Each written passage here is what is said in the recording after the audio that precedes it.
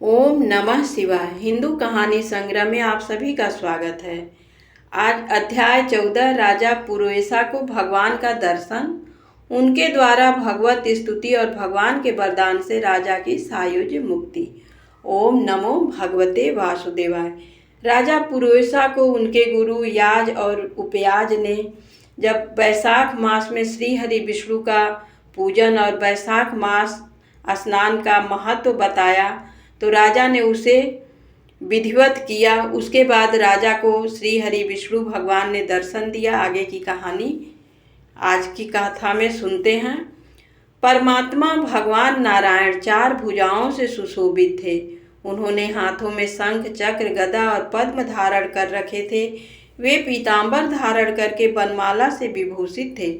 भगवती लक्ष्मी तथा एक पार्षद के साथ गरुड़ की पीठ पर विराजित थे। उनका दूसरा तेज देखकर राजा के नेत्र सहसा मूंद गए। उनके सब अंगों में रोमांच हो आया और नेत्रों से अश्रुधारा प्रवाहित होने लगी। भगवत दर्शन के आनंद में उनका हृदय सर्वथा डूब गया। उन्होंने तत्काल आगे बढ़कर भगवान को साष्टांग प्रणाम किया। फिर प्रेम विह्वल नेत्रों से विश्वात्मा देव जगदीश्वर श्री हरि को बहुत देर तक निहार कर उनके चरण धोए और उस जल को अपने मस्तक पर धारण किया। उन्हीं चरणों की धोवन रूपा श्री गंगा जी ब्रह्मा जी सहित तीनों लोकों को पवित्र करती हैं। तत्पश्चात राजा ने महान वैभव से बहुमूल्य वस्त्र, आभूषण और चंदन से हार, धूप, दीप तथा अमृत के समान नैवेद्य के निवेदन आदि से एवं अपने तन, मन, धन और आत्मा का समर्पण करके अद्वितीय पुराण पुरुष भगवान विष्णु का पूजन किया। पूजा के बाद इस प्रकार स्तुति की, जो निर्गुण, निरंजन एवं प्रजापतियों के भी अधीश्वर हैं, ब्रह्मा आदि संपूर्ण देवता जिनकी वंदना करते रहते हैं, उन परम पुरुष भगवान श्री हरि को मैं प्रणाम करता हूँ। शरणागतों की पाप राशि का नाश करने वाले आपके चरणार बिंदों को परिपक्व योग वाले योगियों ने जो अपने हृदय में धारण किया है, यह उनके लिए बड़े सौभाग्य की बात है। बढ़ी हुई भक्ति के द्वारा अपने अंतःकरण तथा जीव भाव को भी आपके चरणों में ही चढ़ाकर वे योगी जन उन चरणों के चिंतन मात्र से आपके धाम को प्राप्त हुए हैं। विचित्र क्रम करने वाले आप स्वतंत्र परमेश्वर को नमस्कार है। साधु पुरुषों पर अनुग्रह करने वाले आप परमात्मा को प्रणाम है। प्रभु, आपकी माया से मोहित होकर मैं स्त्री और धन रूपी विषयों में ही भटकता रहा हूँ। अनर्थ में ही मेरी अर्थ दृष्टि हो गई थी।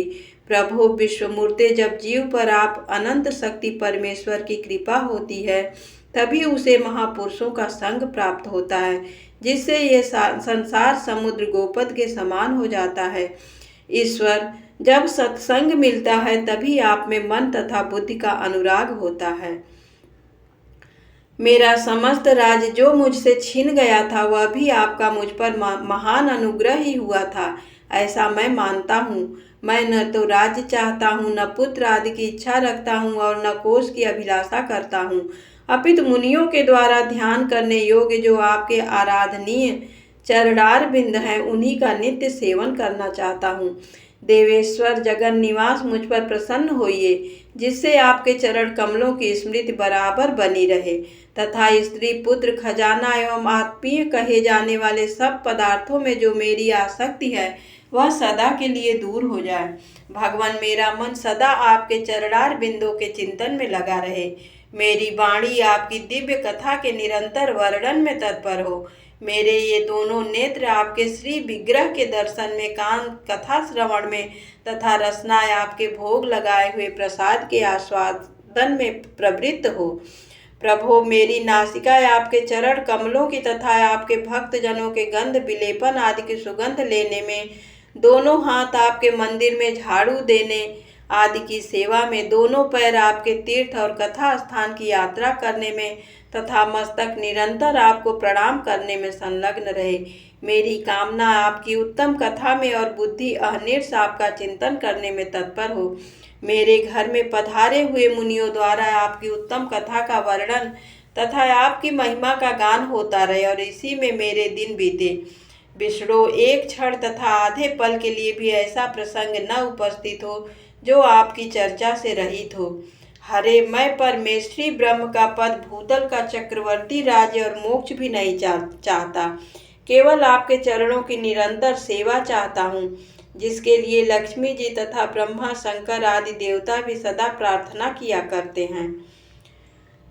तुम राजन, मैं जानता हूँ। इस प्रकार राजा के इस प्रकार स्तुति करने पर कमल नयन भगवान विष्णु ने प्रसन्न हो मेघ के समान गंभीर वाणी में इस प्रकार कहा, राजन, मैं जानता हूँ तुम मेरे श्रेष्ठ भक्त हो, कामना रहित और निष्पाप हो नरेश्वर। मुझमें तुम्हारी दृढ़ भक्ति हो और अंत में तुम मेरा सायुज्य प्राप्त करो। तुम्हारे द्वारा किए हुए इस स्तोत्र से इस पृथ्वी पर जो लोग स्तुति करेंगे उनके ऊपर संतुष्ट हो मैं उन्हें भोग और मोक्ष प्रदान करूंगा।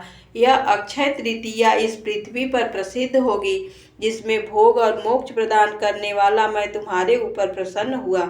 जो मनुष्य इस तिथि को किसी भी बहाने से अथवा स्वभाव से ही स्नान, दान आदि क्रियाएं करते हैं, वे मेरे अविनाशी पद को प्राप्त होते हैं। जो मनुष्य पितरों के उद्देश्य से अक्षय तृतीया को श्राद्ध करते हैं, उनका किया हुआ वह श्राद्ध अक्षय होता है। इस तिथि में थोड़ा सा भी जो पुण्य किया जाता है, उसका फल अक्षय होता है। नृप श्रेष्ठ, जो कुटुंबी ब्राह्मण को गाय दान करता है, उसके हाथ में सब संपत्तियों की वर्षा करने वाली भुक्ति और मुक्ति भी आ जाती है। जो वैशाख मास में मेरा प्रिय करने वाले धर्मों का अनुष्ठान करता है, उनके जन्म, मृत्यु, जरा, भय और पाप को मैं हर लेता हूँ।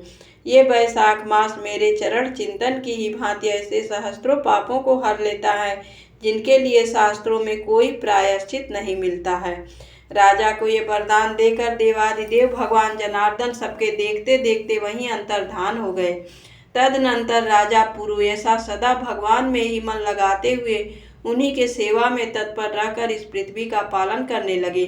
देव दुर्लभ समस्त मनोरथों का उपभोग करके अंत में उन्होंने चक्रधारी भगवान विष्णु का सायुज्य प्राप्त कर लिया। जो इस उत्तम उपाख्यान को सुनते और सुनाते हैं, वे सब पापों से मुक्त हो भगवान विष्णु के परम पद को प्राप्त होते हैं। ओम नमो भगवते वासुदेवाय। धन्यवाद।